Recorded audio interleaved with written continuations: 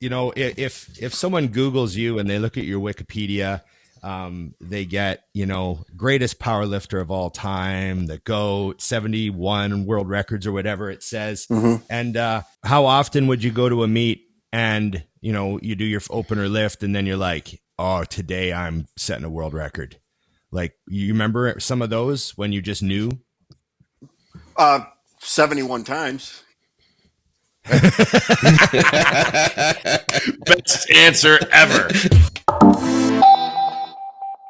Hey, everybody. Welcome to It's Just Bodybuilding. Of course, myself, Big Ron Partlow, Dusty Hanshaw, Scott McNally. And on today's show, we have the GOAT of powerlifting, Ed Coan.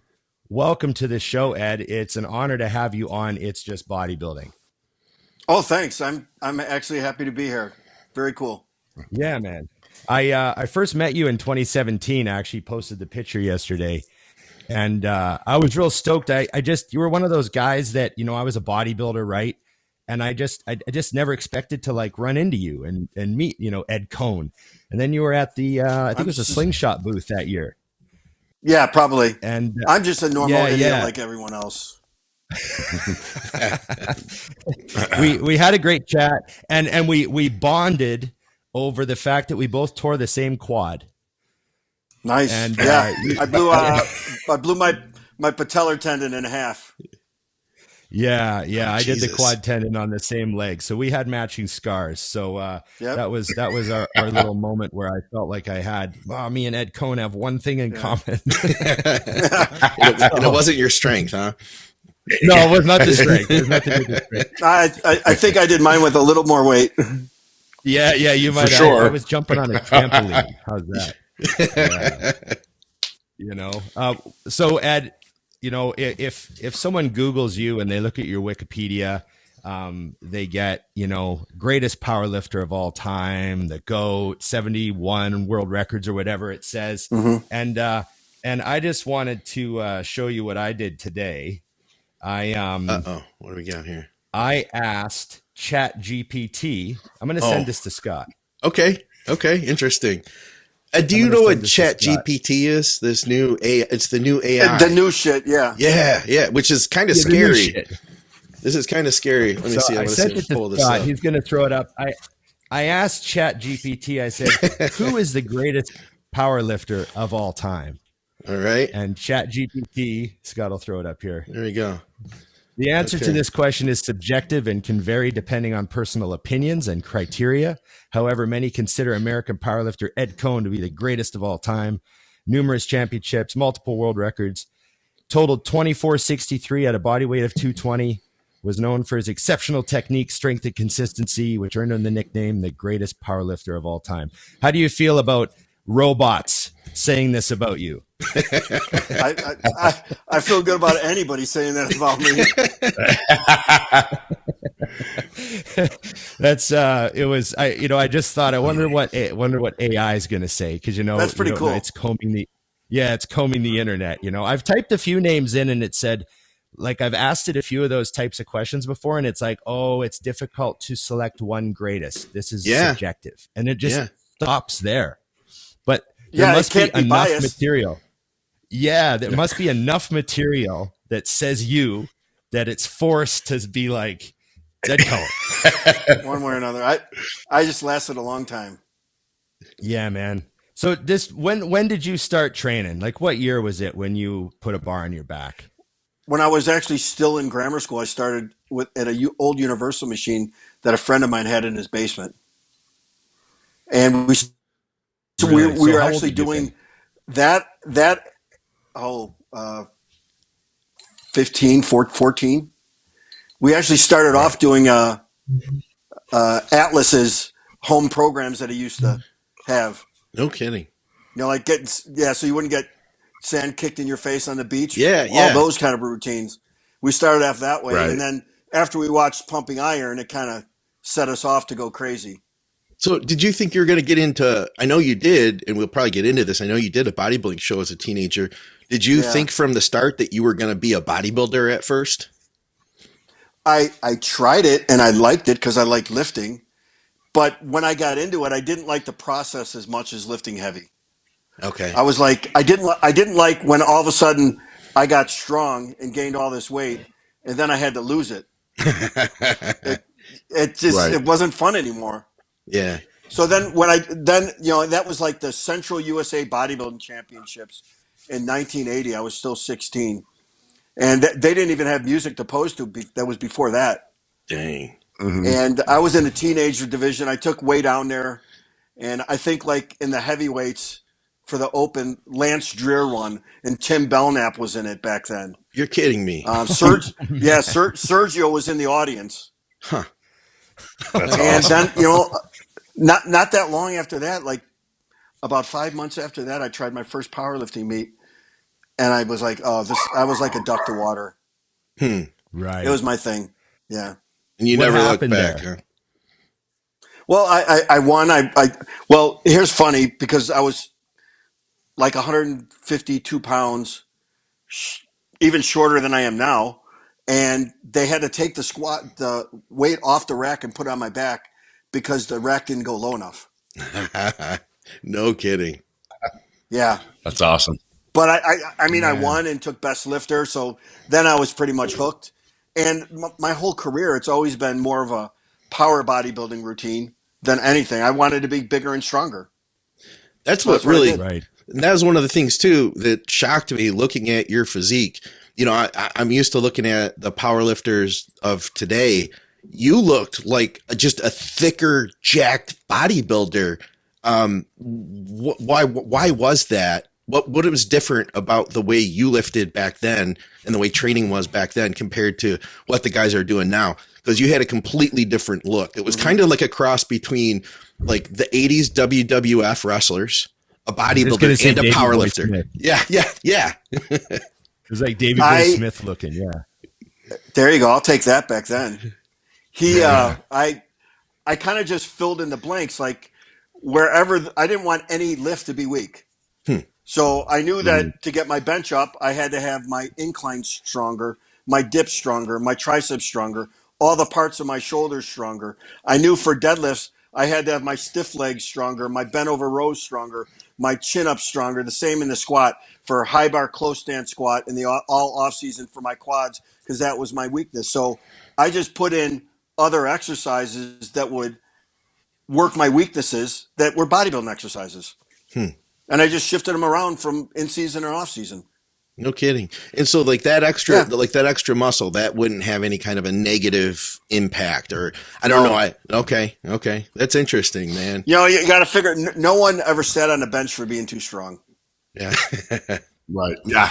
Did you have other people that watched you train that were powerlifters that either questioned your training mentality or immediately wanted to adopt it because it was working so well? Yeah, everybody that trained with me adopted it. Well, if you wanted to train with me, you kind of had to. Yeah. But I would write all their numbers. You know? Yeah, I would write down all their numbers and stuff like that. See, the guys nowadays, a lot of the people, they do so much volume in squat, bench, and deadlift so many times a week that they neglect the weakness.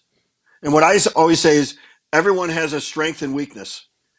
And if that weakness, if there's too much of a gap, that's where either you don't make progress or you get hurt. So in my off season, I always look to shrink that. And you end up lasting longer because you have less weaknesses.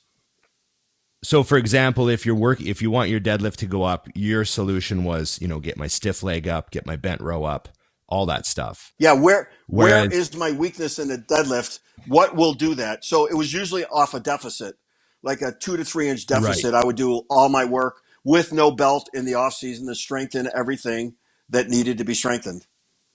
So then when I do add a belt in and do go off the floor, wow.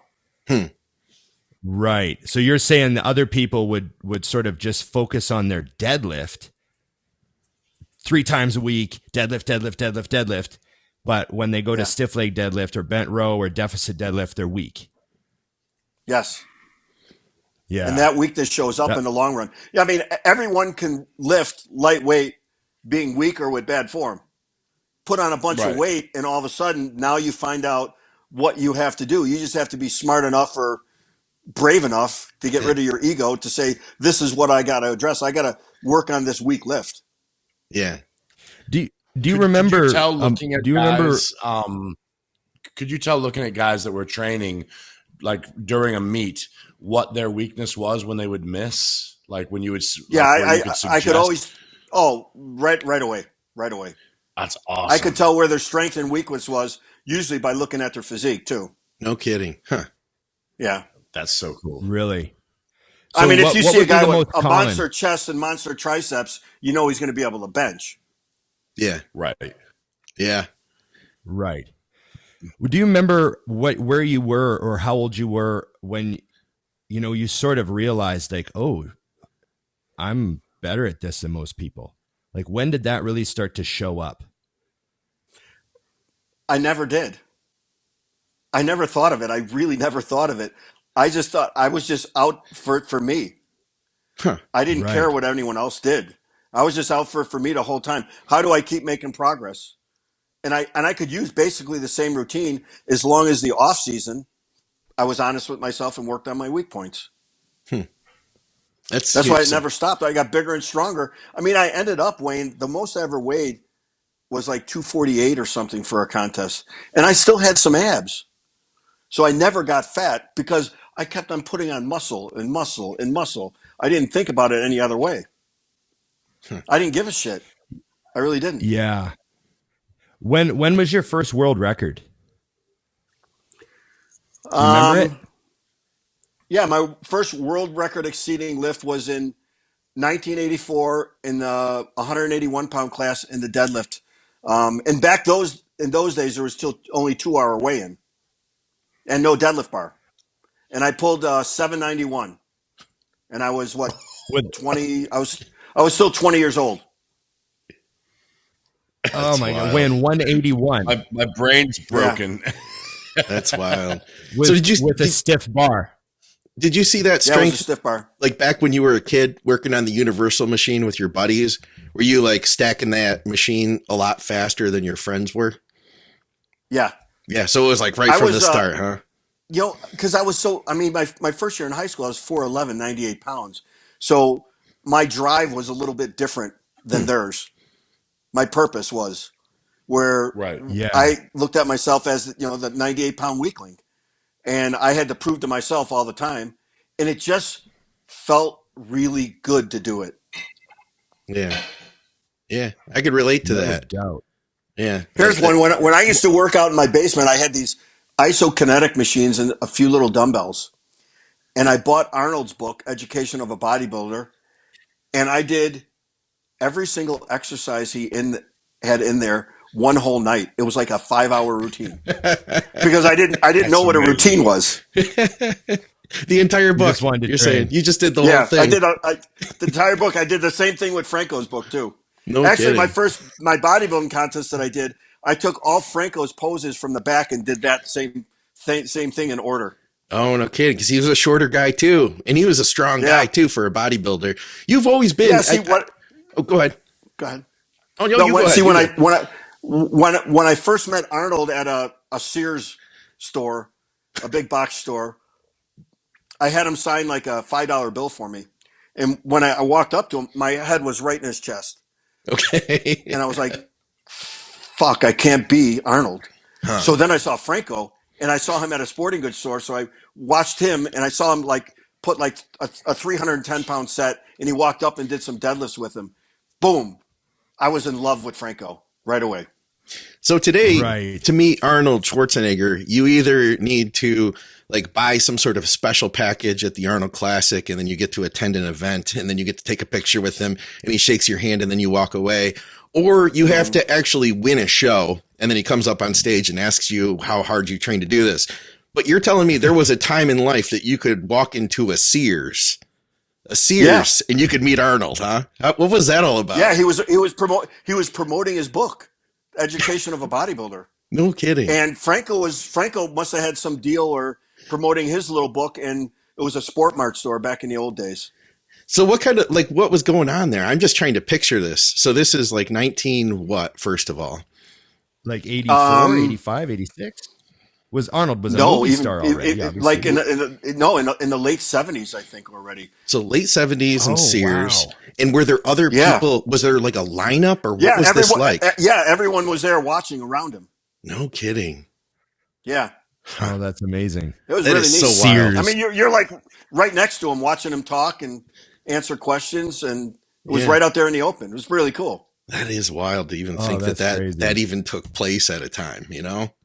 And Franco in the sporting goods store, they just put a chair up where all the weights were, and everyone got to walk up right there. No kidding. Huh. Mm-hmm. You've always been a fan. The security now. Yeah, right? Oh, yeah. I've always been bodybuilding is fucking hard. That's probably why most of the powerlifters got involved in powerlifting. It's a lot harder. When you throw in all the diet stuff that's rough. There's no way I could have done that. It just wasn't me. I found what I was good at, and I loved it. That's interesting. Yeah. What I did is I figured if I could get the best I was in powerlifting and the strongest I could possibly be, I was going to look pretty good anyways. Yeah. I got to find, I'll put some pictures up too, because like I said, I was shocked when I first saw what you looked like. Cause like you pulling weight off the floor, I would have thought for sure, like you had that Franco-like look, that really packed, dense muscle, you know, which is very different. Yeah. Yeah. But it's just a very different look than what we see today when we think of what a powerlifter looks like. There's just such a separation now between the look of a powerlifter, the look of a bodybuilder. And I feel like at the time you really bridged that. And I feel like that maybe was part of why you kind of you cross those boundaries in a way, really. I think it's why it lasted so long too. No kidding. Because I had more muscle in places, so there's less weaknesses. Yeah. Right. How long did you compete for? From 1980 to 2007. So 28 years. Damn. Because man, and I won my first world championship in 84. Yeah. Wow. Like that, like powerlifting to us, you say, bodybuilding is hard because of the diet, but me and Dusty have had this conversation before. Like the powerlifting, like you guys are lifting like these crazy the poundages. I just think, man, that's like an NFL career. That's like 3 years tops. Yeah. And you come out 28 years. I trained a guy one time for a powerlifting meet, Chuck Sanow. He's from Illinois. He's the head of NPC Illinois. Oh, yeah. He got his pro card. And I trained him for a powerlifting meet once. And he went 9 for 9, had 27 white lights, but he had to take a whole month off after training because he said his joints and tendons were so sore because he wasn't used to it. That's not how he trained all his life. That makes sense. Yeah. I trained with Chuck too. We did a back workout together. Oh, no kidding. Yeah. Yeah, we're at USA Gym. Yeah, what a great guy. So that's funny. I that's how I feel I'd be. I'd be like, I'd need like to go to like a physical therapy retreat or something after a power. Yeah, but if I did a leg routine with you guys, I guarantee I would be in bed for 3 days. Right. What do you one of my favorite stories about you, a guy from when you take a guy from a different sport, what do you find is the most difficult part on the mental side? Because for me, I've always been I call it power building the way I lift. It's heavy, but it's for reps. You know what I mean? So people will say, "Oh, you should have been a power lifter," because I was really built better for that anyways. But I don't think they understand the mental difference between, say, stepping back with 600 pounds on a squat and knowing you can do it 7, 8, 9 times versus stepping any weight back going, I hope I can get this once. Like that's you know what I mean? It's a mental difference. Like, because I know when I'm petering out. I never approached a weight I didn't think I could get. I never called for it. So my confidence was always high. And I based everything I did in a meet on what I did in training. So then you get to the comp and in your warm-ups, it's like, am I going to have a good day or a bad day? You got to decide then what your day is going to be like. You can't completely base it on what training, because you're not at your own gym. You don't have your own spotters. You got time. You got a clock timing you. You got different judges. So all of it is all different. So you got to take your opener, make sure it's light enough, and then decide how am I going to pick my numbers. That I didn't just go in and say, at this meet, this is what I'm going to lift, and that's it. No, I based that on how I felt all along. Right. That's where you got to throw your ego out. How often would you go to a meet and, you know, you do your opener lift and then you're like, oh, today I'm setting a world record? Like, you remember some of those when you just knew? 71 times. Best answer ever. So essentially what you're saying is those 71 world records, they weren't a surprise by the time you actually set them, because you knew earlier in the meet that you had those already. I knew what I did in training. Yeah. Yeah. That's awesome. How often would you be lifting something at a meet that you had never lifted? You were just going almost mathematically from training. Almost all the time. Almost, so you're I never maxed out in training. I always saved it for the meet. When one time I was in Russia, when Russia was still Russia, and we were at an old gym with all these old Olympic weightlifters, and they told us then, don't blow your wad in the gym all the time. You only have so many maxes in your body in a lifetime that you're capable of. So I never did. Right. The heaviest I'd go up to was a fairly heavy double into the 95%. Okay. And that was more than heavy enough. Because all the training I did before, all the off season, all the beginning training up until about 3/4 of a training cycle are all to get you stronger. And then at the end is just make sure you peak right and you hold on to that strength. There's a lot of like different powerlifting, you know, from a bodybuilder looking in. Obviously I don't fully understand the powerlifting world. I'm buddies with Dave Tate, and, you know, I know Mark Bell, and, you know, I know you, and like stuff like that. But, you know, there's all these different systems, you know, there's, you know, I hear about the 5-3-1, and I hear about, you know, the West Side Conjugate, and, you know, all these different sort of systems. How do you feel? And all these other ones now. Yeah. So, I mean, is there anything now that you say, oh, well, that's sort of how I trained? Like, what system would you have fallen into, or was it just totally separate? Linear periodization. Just okay. I learned from old time bodybuilders and strongmen. They used to do all of them together. So I wanted to be big and strong. Yeah. Right. But story of my life. Now with all the systems, they all work and they all don't work. It usually depends on volume and how you pick your numbers. If you aren't realistic, you'll always fail. What happens usually when someone fails a routine, usually it's about they picked the wrong numbers, meaning they'll take it's really easy. Then they say, well, why would I go this week when it was so easy? I'm going to go this instead, and they go heavier, not realizing that messes up the end of the routine where you're going to end up at. So about 75% of the way through the routine, all of a sudden they miss a lift and they don't start feeling good. They feel drained because they're overtraining because they screwed up. It's not the routine's fault. It's their fault. So you got to be realistic in every number I figured out on paper, and I'd write a routine down 20 times sometimes. It was like that, what was that Jim Carrey movie, 23 or something, where he had all the numbers written down all over the place? That was me. I would write routines. But every single week had to build for the next week, but all of it had to be doable in my mind already. It doesn't mean it's not challenging, but it was all doable. And that's why it worked. Right.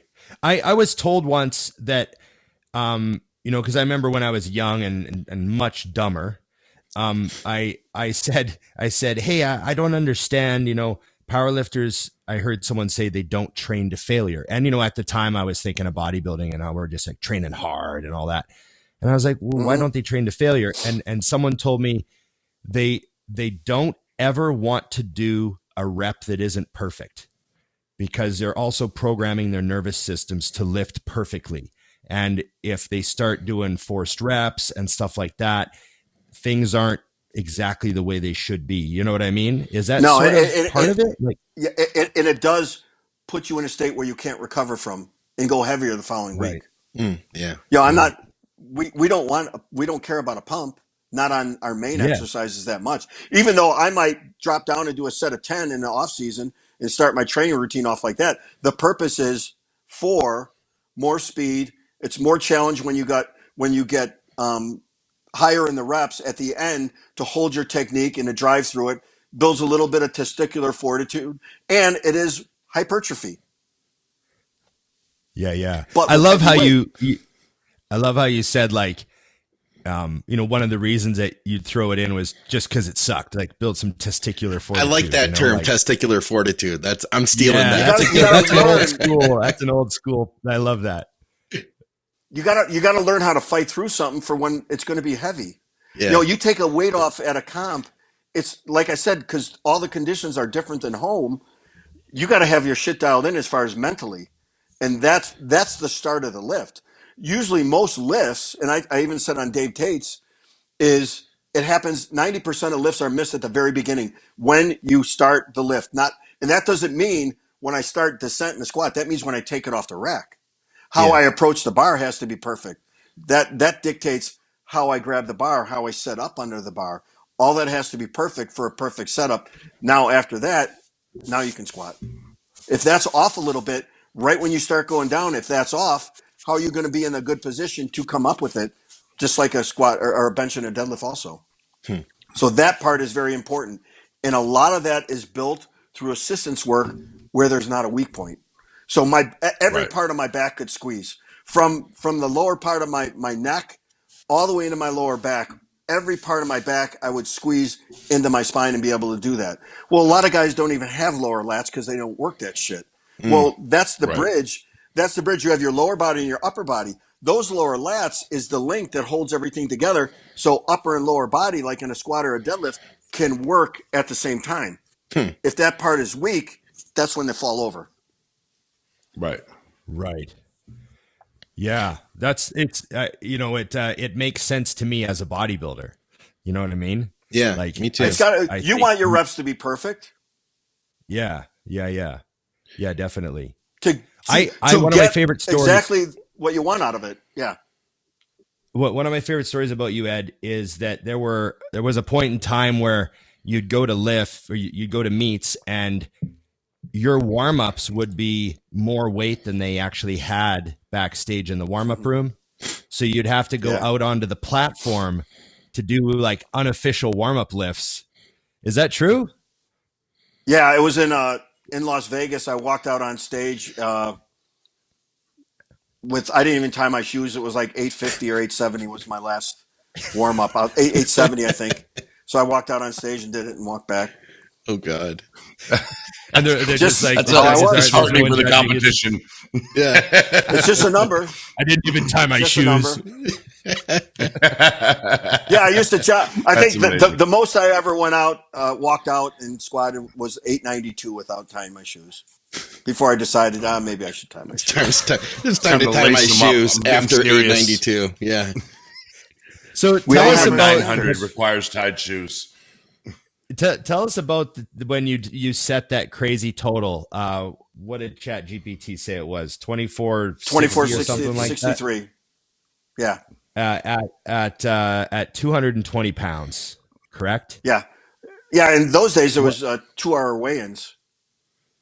Yeah. So what would you do? Would you have to make weight? Like, did you have to do a lot to make weight, or were you kind of 220? When I went up to 242, I didn't, but I did. I went up to 242 just so I could squat and bench more weight. My levers were good, so I didn't have to worry about getting, that messing with my deadlift or anything because I had these, freaking monster hands. I can actually still palm a basketball with that hand. Okay. So you've got really long fingers and giant hands for a short guy. Really, which means I've got a really, really wide fist. So you've got a great bar wrap. So that really helps your deadlift. Yeah. And I worked the shit on my grip before with bar holds. Yeah, that's funny. So just those structural, those things that are structurally good for that lift. Big hands. What else would be great for deadlifting? Long arms. And a very large back. And a very large back. Okay. That part seems obvious. So tell us about the 2,400 total at 220. Where was that? Let's see, 2463. I believe that was in Las Vegas. Okay. So Las I, Vegas. I Was that at squat. the I Worlds? squatted. I squatted. Yeah, I squatted 1,003 that day. I benched like 573 or 78, and I deadlifted 887. I switched from sumo to conventional for that meet because I had torn a little piece of an adductor in training. Ooh. So I just decided to go conventional, and I could still pull 9 if I wanted to. So I just wanted the total record. At the time, a guy named Anthony Clark had the total record. He was a super heavyweight though, Yes. in a different federation. So I was like, well, I was a power lifter first, looking to be the best. So my object, instead of taking 900, I told 887 just to make sure I had a higher total than him that day. Right. So what was the closest, which lift was the most maxed out that day? The 1,003 squat? No, probably the bench, because with my long arms, it wasn't exactly conducive to big benches. Even though Right. I still doubled 550 raw in training and did 550 for a pause with my feet up. So it's not like I had a bad bench, Yeah. but it was weaker compared to the other two. Yeah, I've heard you say before that you really felt like you connected to the squat. And that's something that I love the squat personally. What is it about that movement? And I feel like if you like the squat, it can be like an entire love affair of its own just with that movement. Can you talk about your relationship with the squat? Mental. I really like the mental aspect. Yeah. And the way I squat, that cue, open your taint. Okay. I never heard it, but it makes sense. If you learn how to open up your hips from up high before you squat, yeah, the hip and shoulder are the same way. It's going like this. Right. Mm-hmm. Well, if you don't open up your hips, your hip flexors end up flexing hard and stop you from going down all the way, but it ends up making so your hip doesn't rotate in the socket. So you don't use your hips and the rest of your hamstrings the way you should, where it would be like doing a high bar close stand squat with your heels slightly raised. That would be all quad and no hip whatsoever, which is good for development, but not for what we want. Power. Yeah. So once I learned the reason why everything felt so good, that's when I started adapting it even more. But I just love it. I love being able to get underneath the bar and walk it out and make it feel light. Yeah. That's a challenge. What's the most you've ever walked out? 1041. That was a 10, Scott, in case you missed it. Yeah. Did you squat it, or were you just wanting to? Were you just walking it out? I just walked it out in training to feel it. Okay. Still, if you can make it feel light, it's going to be light. Yeah. Man, how many? What's it like to? I mean, I know that you've been this guy now for a long, long time, but is there anything that you look back on? Like being 1,000-pound squatter or the 2,400 total, or is there anything that you look back on that you're kind of like you feel is kind of the most, I don't know, significant thing that you did? Is there something that you're proudest of? That sort of thing. You're the first guy to do certain things. Yeah, when I squatted 1,019 because it was walked out and it wasn't in a monolift, and when I deadlifted my deadlift at 901 at 220 was with 2-hour weigh-ins, with actually drug testing, and on a stiff bar without a deadlift bar.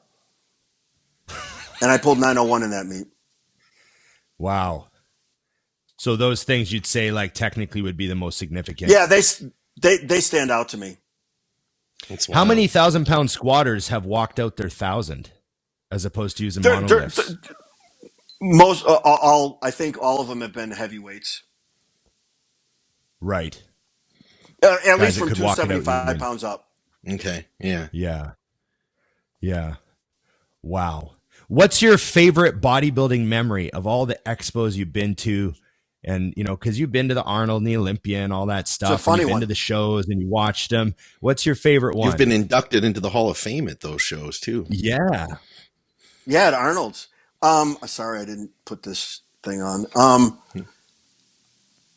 Before the Arnold one year, I was out in California doing some Weeder stuff. I used to actually go out to lunch with just Joe Weeder and myself. It was really cool. You're kidding me. And No way. No, all the time. I had a contract with Weider because Fred Hatfield used to be there, and he got me in the door. In all the sporting goods stores, Weider used to have the old time leather belts. Yeah, yeah. And he had a box of belts in all the stores with my picture on the back. So I used to go out there all the time, and Joe would give me a car, give me right on Santa Monica Beach, right on the beach. He'd give me a suite and everything paid for, and I'd have a riot out there, and just to do a couple photo sessions. That's so cool. But I went to Arnold has a restaurant, at least he did at the time, called Shotzi's right in Santa Monica. And I went there one morning for breakfast, and afterwards, when I walked by his table, he was with a couple guys, old-time guys, and one of the photographers, and they invited me to sit down for a second. And Arnold didn't really know who I was. So as we started talking about powerlifting, because in the old days, he trained at a powerlifter Olympic lifting gym in Germany for a while. Okay. So he asked me what my lifts were, and he was eating some strawberries at the time. And I said, well, like what? Well, my squat at 220, I squatted at the time 970. And when I said that, he spit his strawberries. I was like, oh my God, this is so good. I had a semi-erection, of course. Yeah. It's amazing. But the funny part is a couple months later when I was at the Arnold, as he's walking around with his entourage, I think Dorian Yates had a booth, and I was at Dorian Yates' booth, and Arnold walked by, and I had my back to him. Yeah. And he tapped me on the shoulder. I turned around. He goes, hey, Eddie, I think you got taller. And then he laughed and walked away. He burned me just like that. It was great. Yeah. Gave you a shot and Pretty walked. cool. Yeah. Yeah. It was pretty cool. Oh man. So I love how that story tied Arnold with Dorian. Yeah. Yeah. That's a real bodybuilding memory. It was pretty neat. And I got Yeah. I got to sit next to Franco at one of the Hall of Fame things. Oh, and nice. I told him that story about how I did with Arnold and then how I met Franco. Yeah. And then Franco looked at me and says, so you got into powerlifting because of me? I said, yeah, you were my idol. I said, and I want you to know, Franco, I do have a slight erection right now. And he put his head down. He started laughing. That's amazing. Yeah, that was right in the front row of the Hall of Fame. Yeah. It was great. Man. It was great. Man. Yeah. And Franco's, he still liked fantastic. bodybuilding, of course. He didn't like that a lot of the guys weren't as athletic as a lot of the old school guys. That's what he didn't really care for. He wanted some people to be able to show that they could do some things. Yeah. Right. Yeah. I remember Pumping Iron, he's like skipping ropes still and hitting the bag. Yeah, boxing and Picking up moving cars. Like, jumping around and moving the car and all that stuff. Yeah, yeah. Yeah. Oh, yeah, that's man. classic. I think we get back to a lot of that stuff as we get older. After you aren't competing anymore, you want to be a little healthier, a little more athletic, and be able to move. Yeah. Yeah. What do you do now? What's your training like now? Good. I still do all the same stuff. I just don't go heavy. Okay. And I incorporated. I've been doing a lot of counter violence training with JKD stuff for a long time to make me move and have coordination, which I like. You've been doing that for a while now. Yeah, I like that a lot. So it's just like when you call it a lot of violence inside me. Imagine getting a fight with Ed Coan. That wouldn't be fun, you know? No, and plus everyone would just hate you. Why are you fighting Ed Coan? Just grab you by the head and pick you up like that. Be like, what type of person are you? What type of person are you that you have to fight Ed Coan? That's funny. Yeah. So when you called it counter violence, so is it sort of specifically like self-defense? It's more like street mitigation? It's more like the street. Yeah. What actually is really going to happen? So there's no rules in that kind of training. It's a Right. bite, like a if you're at the bank headbutt, machine. an eye jab, whatever it takes. Okay, But so a lot of that stuff right. incorporates all the other real stuff. Like if you go to the ground, you got to know wrestling and jiu-jitsu along with whatever else you got to do to live. You wrestled as a kid too, didn't you?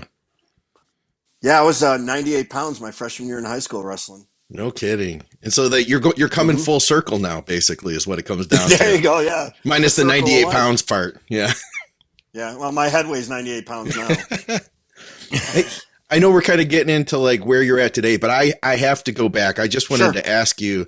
So you had said you went over to Russia and you're training with those guys.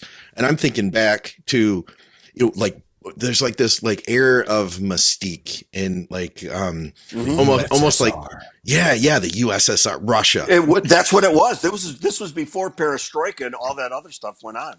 Okay, so I've heard stories of like some of the Olympic lifters and stuff who have gone over there and they've had the opportunity to train with some of those guys. Like, what were those guys like? What was it like? Did you get to know some of those guys? And what was your experience? I was like over there for the very first powerlifting meet ever, and they used Olympic lifting bar and bumper plates. So that was murder, just trying to squat this all the way down, praying like, Eddie Murphy and Raw falling down the stairs. Oh, Lord of God, please help me. That was me on the way down. Try not to shit in your pants. And because the bar's tremoring. Yeah, right? It's going all over the place. Oh God. But it was just like, they were just old. It was the beginning of powerlifting over there. So no one really knew anything. They were basing everything on the old Olympic weightlifting. They didn't know as much about regular powerlifting. They knew about like speed and technique, but they didn't know about training yet or assistance work. Okay. Huh. What were they doing right? It was just super what was cool. Kind of like, what were they doing right because of Olympic lifting, and what were they doing wrong because of Olympic lifting? They didn't know as much about sets and reps and building. They didn't know as much about technique for powerlifting because it was more high bar, close stance, Olympic lifting, squats. They had never done a lot of deadlifts at that point. It was like stiff legs or Romanian, not power deadlifts. To give you an example, there was a lifter from Bulgaria who had the world record in the snatch at one time. It was a high 470. And Antonio Krashev. And he came to our worlds once. And I saw him in the warm-up room take 750 for 3 reps with no equipment on whatsoever, just playing with it. But when he got in the meet, he couldn't squat 880 because he hadn't built the absolute strength. Like a lot of Olympic lifting is speed strength. So after, like Olympic weightlifting, you could take an 80% weight and jump out of the hole and drive through a sticking point because the speed from the bottom will take you up to that point. Yeah. But when you can't get high enough up to that point because the weight doesn't dictate it, you rely on absolute strength, and they didn't have that. So he ended up bombing in the bench with like 460, but he had a 560 clean and jerk at the time. So it's just, and his best deadlift, he told me, was only like 760 at the time. So it's not like a lot of that stuff transfers over. It was very sport specific. Okay. Right. I had a question here. I know this guy. He said, what do you see as the biggest issue in strength development within the athletic sector right now? So what's the main issue that you see athletes trying to get stronger doing wrong? They don't do squat, bench, deadlift, bent rows, overhead presses, and stuff like that enough with good technique at a high enough intensity. They rely on too much stuff that makes them look pretty. Feel like that's kind of what we say all the time here about building the foundation. Really, yeah. It's so everything you do has to have a purpose. I never did a set or an exercise that didn't have a certain purpose. That was to get me what I wanted. Why would I do anything different? So if I want my hamstring strongs, I know I got to squat low and I got to deadlift and I got to do stiff leg deadlifts. If I want my upper back strong, I know I got to deadlift and do a ton of back work. And I don't think a lot of those guys do it. Like, you could take a lot of football players. They have this God-given ability to be able to be so great in football, but to be able to last, especially in a contact sport, for a long period of time, you have to be strong in all these different areas. You can't just rely on that. And a couple years is millions of dollars for them. So definitely your off season should be that, and your in season should definitely be staying strong just enough to get through the season. And there are some good, definitely great strength coaches. I mean, Joe Ken was one of the best NFL coaches for strength of all time, and he helps Brian Shaw now, and he knew it. I got to keep these guys healthy, but in order to keep them healthy, they still have to train. Yeah. That's why you look at a lot of their contracts, they actually build in like a few $100,000 for some of them if they train in the off season. That's a bonus. No kidding. Mm-hmm. What about the food? Let's talk about food. You know, we're all I ate whatever got a I little wanted. bit of fat kid in us. There you go. I ate whatever I wanted, and then I had a steak every night before I went to bed. So what was the most structured your diet was? When I had to diet, when I had to watch my weight. Did you have to come down much in order to make weight when you're doing like the 220? At 220, I think I dropped 12 pounds once, which was nothing. But we actually had to diet because we didn't know there was no water loading or anything like that at the time. Okay. So you just had to like literally get leaner then. Yeah. Okay. And the worst I was when I was at 165 and I couldn't get the weight off, and I took 3 shots of Lasix that night. Ooh. And it still wouldn't come at. My butt was like Rich Gaspari's. You could have gone to a bodybuilding show for that one, huh? Yeah. And it wouldn't come off. And I ended up weighing a pound heavy, and then I had to weigh in 2 hours later, and I already gained 11 pounds in 2 hours. So he didn't want to do bodybuilding because he didn't want to have to diet. He went to powerlifting, and then he ended up having to diet and got peeled. Oh, yeah. Yeah. Yep. So what would be like, you know, when you were 220 setting that total, that 2463 total or whatever? I mean, you know, were you the type of guy that had a massive appetite, so you just easily ate all day, or were you like forcing food down? What were you doing? I never forced it, but I would eat a little more often. And like I said, I'd have a steak right before I went to bed to get a little extra, make sure I got extra in. And then I felt great in the morning. And training was going good. So why would I change it? You know? Yeah. Yeah, that's were you wild. taking meals to the gym? Like, were you packing meals around, or were you just eating at home? right after the gym, we'd go to the Sizzler right down the street. It was like a ritual, 4 or 5 times a week. I love it. We used to do Pizza Hut after leg day. You know, it was great. Go to all you can eat. Well, the camaraderie and the jokes. Right. Yeah. So that's a big part of it. Like, did you feel like powerlifting was just, you just felt at home and you felt like the other guys were brothers, and was there like a brotherhood feel to that? Yeah. All the guys that trained with us were great. And actually the whole gym would get behind us when we lifted heavy, which was cool. Right. That's cool. And it makes sense. I was going to say, I just wanted to add in, I feel like everybody I know that knows you, Ed, and people that have known you for a long time, they've all said that you're a really humble person and that you've always been that way, which I find it interesting, because to be a guy that is so absolutely strong and, like, you know, knowing you off the air, like having had conversations with you, you're just a super laid back, chill person. You would never know that, like, oh, this is literally the strongest guy right here. Well, I always thought of it like this: is in the gym, when you're talking about powerlifting and strength, you can ask me questions. I'll know them. Outside the gym, if I wanted to do some bodybuilding or diet stuff, I would ask you guys. I don't know how to change the oil on my car. Yeah. I don't know how to do this and that and that. In the gym, this is my thing. So that's obviously all I know. I mean, that's the shit I know. Yeah. So I'm not better than anyone else. Yeah. What would you say is which gym would you kind of say is your main gym that you spent most of your career at, training at your highest level? Quads. Yeah. I've been to Quads. City, yeah. Well, you've been the one in the city probably, right? Yeah, the city. Yeah, I've been the one in the city. Yeah, the one in the suburbs was you're either a cop or a felon, mostly felons. That sounds like the gyms here in Detroit. We had a good time. Yeah, we had a good time. Actually, I have a business in Buchanan, Michigan. Oh, yeah. I was going to ask you about that too. So I didn't realize you were set up in Michigan. Tell us over the border in Buchanan. Why would you have our business set up in Michigan versus in Chicago? Weed business. It was easy to start. Weed business. Yeah, me and my friends, we have a processing lab right in Michigan in Buchanan.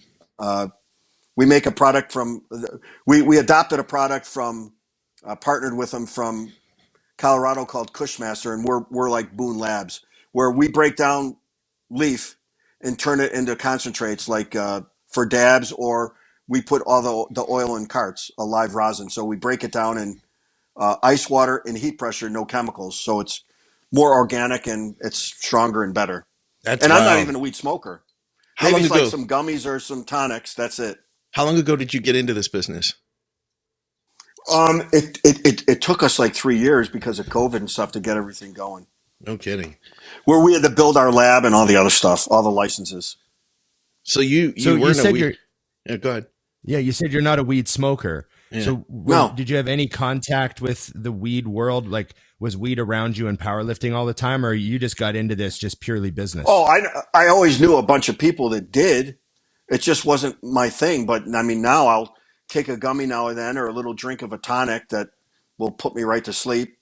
And anything you can do that makes you sleep better or have no pain is always good. Yeah, yeah. What's your situation with pain? Like how much pain do you have? Pretty good. I do have some pain in my shoulder still, but my mom had osteo and rheumatoid arthritis. She had both knees replaced, a shoulder, a hip. Her hands were messed up. Her feet were messed up. So I got some of that. Probably why I had to have my hips replaced, but I could still squat and deadlift.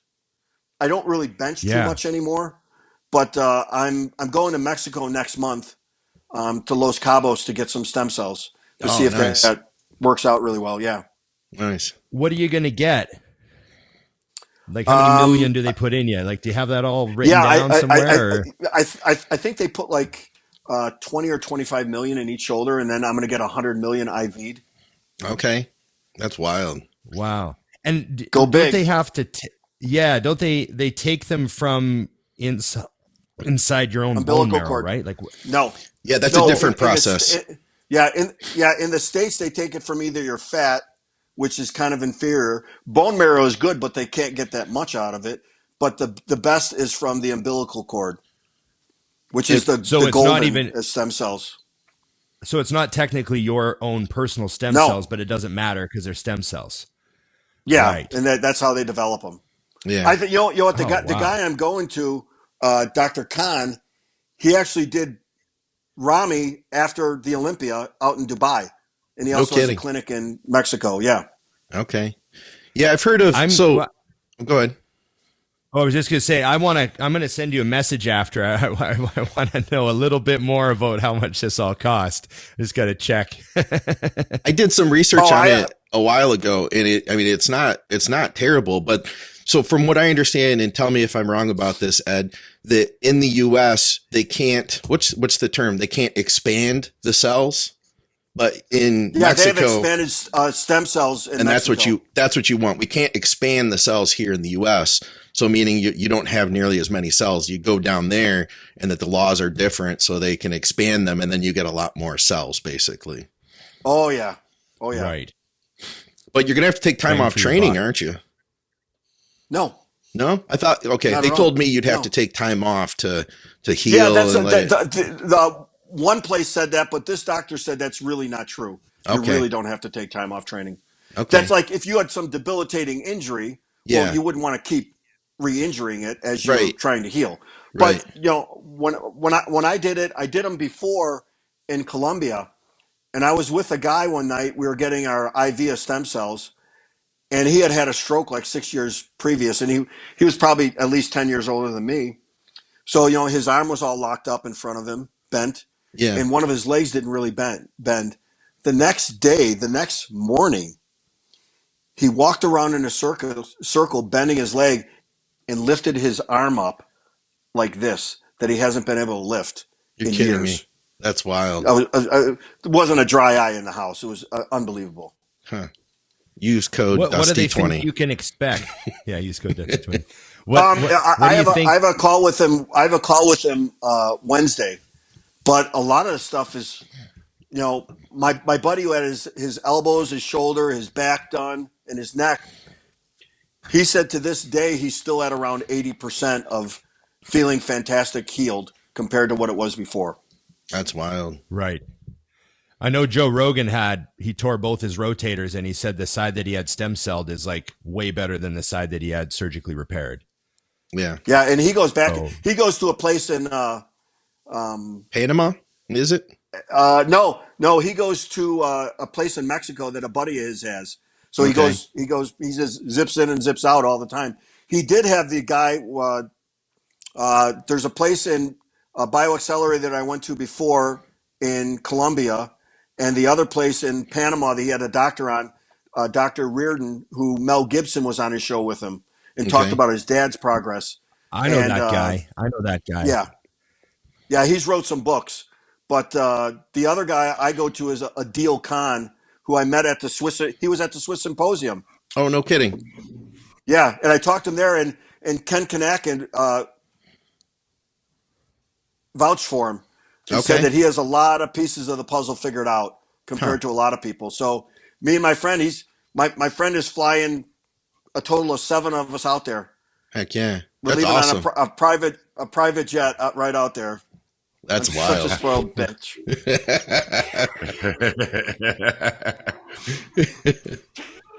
Just get it going. Yeah, I can't wait. Me up. Get some of that in your quad round. Yeah. Back in the old days, there was a lifter named Doug Young.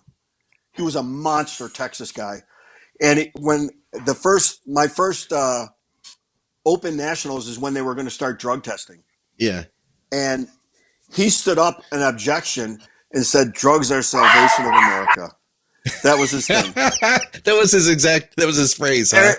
It turned out to be true. Drugs are the salvation of America. This is un-American. Yeah. Juice up. I got a question here. Fantastic. Yeah, sure. Yeah, Scott's got one. So it's actually a video. Ask me anything. It's a video, actually. Oh, I'm going to. Guys, get ready for this. I want to know. Oh, yeah. I want to know what that's all about. Did you guys see that? That we got a tiger here, first of all. Yeah. This is at the beginning of a video. I think this was 95. And after this. That was actually a smaller tiger. That was a Bengal tiger. Okay. I used to have two Siberians. You're kidding me. A white one that got to be about 850 pounds, and I had a regular colored gold one. You're kidding me. My white one got to be like 7 foot tall, 850 pounds, and he would still love me. That's crazy, man. That's terrifying to me. I had a federal license for it. Oh, of course. Yeah. I assumed. So what do you have to do? Like you apply, you say, I want to get a Siberian tiger and a Bengal tiger. And they just say, okay. If you have a license, and I knew people that had them, so I would use my license and go take them home all the time. That's so wild. Wow. Just hang out in the basement, walk around the block. That's wild. Just borrow a tiger for a while. Tiger. Yeah. It was pretty cool. Like, there's Ed Coan walking a tiger. I would think I was on drugs. Okay. There's some you don't see every day. Neighbor, right? Yeah. Let's say the neighbors have a couple of dogs and a couple of kids. What do they think? Yeah. A neighbor did. The dog came out. It was a black lab, and he barked at it. And my tiger was young at the time, but he just turned around and opened up his mouth really wide, like a yawn. And then you see these big teeth like this. Dog went up back on the. Yeah. That's funny. Yeah, that was only about 8 or 9 months old right there in the backyard. Jeez. That's wild. In the snow in Illinois with you, huh? So you didn't get a lot of people bothering you. Yeah. Your neighbors sort of left you alone. Everyone used to want to see it and come over. Yeah. When it was smaller, it was pretty cool. Yeah.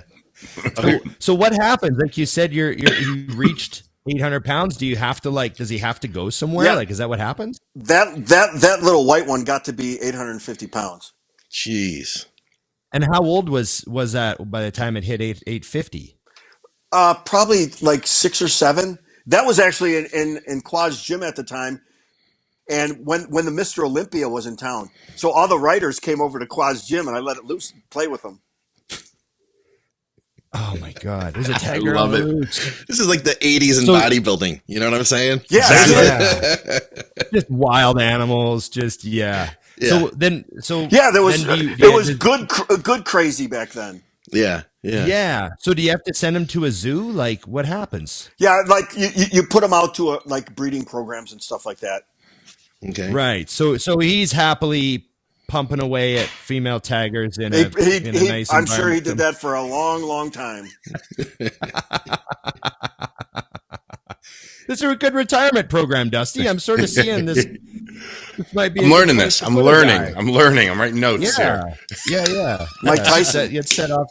Yeah, get set up to a breeding program. That's So maybe the best, you know. But you have to be the best. Then your seed is worth something at least. Yeah. So is that what you're going to do next? Wait a minute. Wait. Oh, check every month. Is that what happens? I'll probably kidnap to go to Russia or Saudi Arabia or something. Don't do that. Oh man, please don't. So I wanted to ask you too. One other thing was just that, having followed bodybuilding for a long time and been involved in strength sports for, your entire life, really. What do you think about what you're seeing today? Because you're still there. You're still watching the shows. You're still at the expos. You still know who's competing. Yeah. What are your thoughts on bodybuilding today compared to, years back? Well, obviously the substances guys take are different. Yeah. But it never takes away from the hard work and diet that everyone goes through. No, if people could see that, like videos of that, like if they showed it on stage, someone beating the shit out of their legs or going through just a week near the end of a diet, it would get so much more respect than it does. All they see is guys on stage posing. They don't get to see what they fucking go through, which is crazy. And I've gone through my version of crazy, and they're crazier than me. I couldn't do what they do. No way. Who do you like right now when you go to the, you were at the Arnold, right? Whose physique do you see where you're like, man, that is that's perfect? We're breaking up. You say it again, Ron. Oh, who do I think is? Just saying. I did see. I saw Phil Heath when he won the junior nationals here, and that was like the most perfect physique ever, where everything matched from his toes up to his head, and it was like you couldn't not know that he was going to be great. Yeah, and I like guys like Cutler who couldn't win for a while but didn't frickin' quit. Look what John Meadows went through to get his pro card. I like that. Yeah. And then if someone is nice, I like them even more. If they're a dick, they're always just going to be a dick. Yeah. Yeah. Well, Ed, I mean, you gave us an hour of your time. To get an hour from the GOAT is an honor for us. It's nothing. Here on our you guys are cool as shit. Our little bodybuilding show here. So we're very happy to get you on. Again, always a friend of the show. It's good to see you at the expos and, even just get a hello in there. And thanks. I'll let you know how the stem cells go.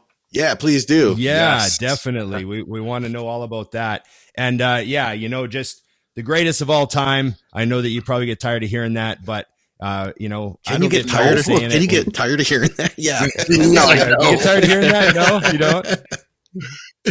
That's funny. It's okay. So Ed Coan, thanks for coming on the show. How can people get a hold of you? You're Eddy Coan on Instagram. Just right? just look at my Instagram. I answer every message, and I usually, if people send me a video, I let them know what's good and bad about it for free. I don't even charge. You're kidding me. Right. That's awesome. No. That's so nice, man. Your hams are weak. More stiff legs. Yeah. There you go. Send. You know what? Usually it's to open up the hips and to get your sternum up. That's usually the key. Mm-hmm. Well, yeah. Right. It's incredible, man. And that's what I mean about the humility. Just still look, sharing with people. Look at every lift you do, like a squat, a bench, a deadlift, a curl, a bent row, an overhead press. It's not your chest, it's your sternum. When you pop your sternum up, it locks your lats in tight on the bottom, like I was talking about. So now your body is in a safer position at all times to lift weight. That's simple. Right. Very true. Well, it's also a good metaphorical piece of advice for life, because if you lift your sternum up, you tend to hold your head up high, and you tend to walk straight. And I think that's also good advice. It helps with everything. Thank you. Yeah, thanks, Ed Coan. We appreciate you coming on, man. Thank you guys.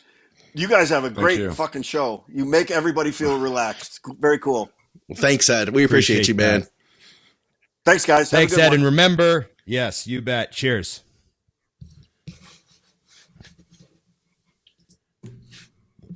All right. Ed Coan, the greatest of all time. It's awesome. Like, you know, I know to us, like, you know, he's Ed, but, you know, just trying to like make sure that I appreciate that we just had, you know, that guy on our little show. Yeah. You know, we've had Jay on, we've had Dexter on. We've kind of been a little bit, you know, immune or you know, no, we haven't had Dexter on. We've been trying to get Dexter on. I forgot. We've had Jay on. We've had Bumstead on. We've had Dana on. We've had Clarita on, you know, all these Olympia champions. We've had a lot of the best. And a lot of the best. Yeah, that's what I'm saying. And so it's just cool to have like him on because it really branches out our show a little bit, you know? And I love the crossover. I love that he is a fan of bodybuilding. He's a fan. And you could hear him too, like how passionate he was. Like I asked him, you know, what do you think of bodybuilding today? And, you know, so many times you hear people say like, well, you know, it's terrible now. We need to go. But he was like, no, this is cool. And if people knew how hard these guys, like he really appreciates that. And you can see that, like seeing him at the Olympia or at the Arnold, just walking around. He's like having fun. You know, he's having a good time there at those shows. So I love seeing that. People who absolutely like they're fans of the sport, you know? Yeah. For sure. I feel like I sometimes get frustrated with people who aren't able to appreciate the greatness of others that aren't in their realm. Right. Do you know what I mean? Like if you introduce me to the greatest, who's the greatest tennis player on the planet right now? I don't know tennis, but maybe we'll just say Roger Federer. Yeah. Like I know Roger Federer was at one point. So if you introduce me to him, I would be like, I would really take a minute to appreciate that there was like the greatest at the time or whatever, like a world champion. And some people don't care about that stuff. They're like, I don't care about tennis. Oh, fuck that guy. I don't care about tennis. Right. You know what I mean? That sort of attitude. I hate that fucking attitude. Sorry. That's my little rant. I hate that. Like passion. If I say like, like if I say, hey, that's the greatest violin player in the world. Yeah. Think about the amount of work that person put into to become that good. Yeah. You know? Whereas I would want to go over and just meet the guy. Like, you're the greatest in the world at what you do. That's just awesome. Yeah. So Ed, to just see how Ed had that attitude about bodybuilding, like that appreciation for Jay and Phil and that sort of stuff. I guess that's my point is like, you know, we all know guys that say, oh, fuck, I don't care about powerlifting. Yeah. Right? Yeah. Yeah. And then we know powerlifters that don't give a fuck. Bodybuilders fucking weirdos, right? Like, don't care.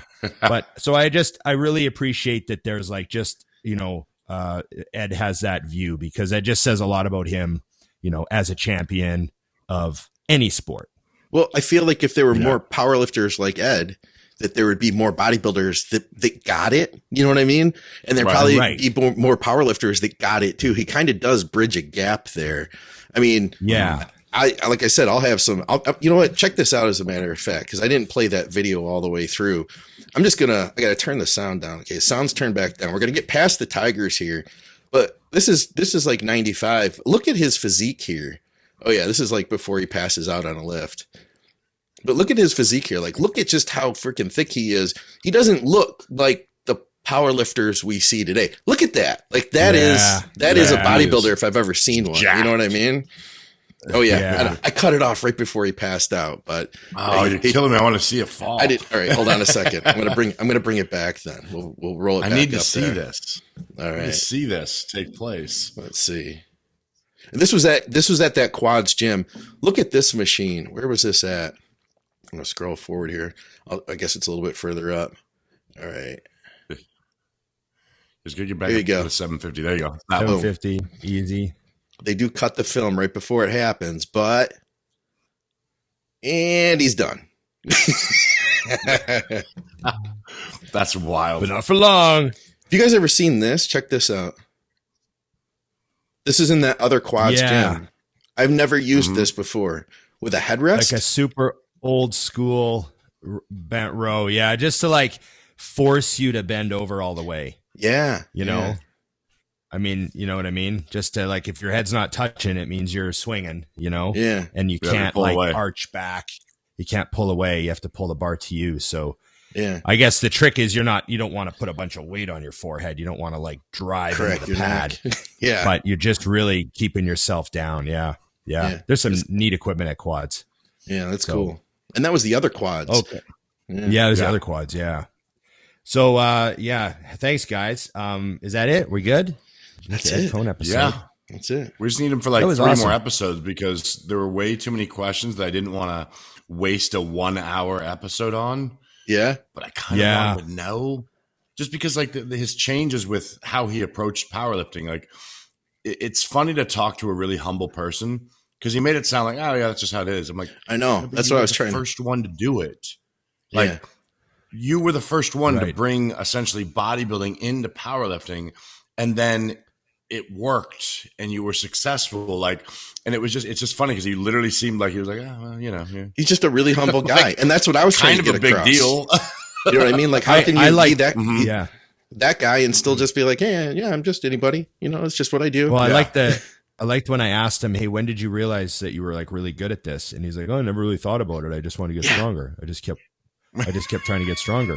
Just kept setting world records. Yeah. Which also too, you know, like that's sort of like a good takeaway from the whole thing. There's a lot of people now, we talk about them, we deal with them all the time. They want to win the nationals and get their pro card, but they're at a level, they're not even at the first show yet. Yeah. So they're not in the moment.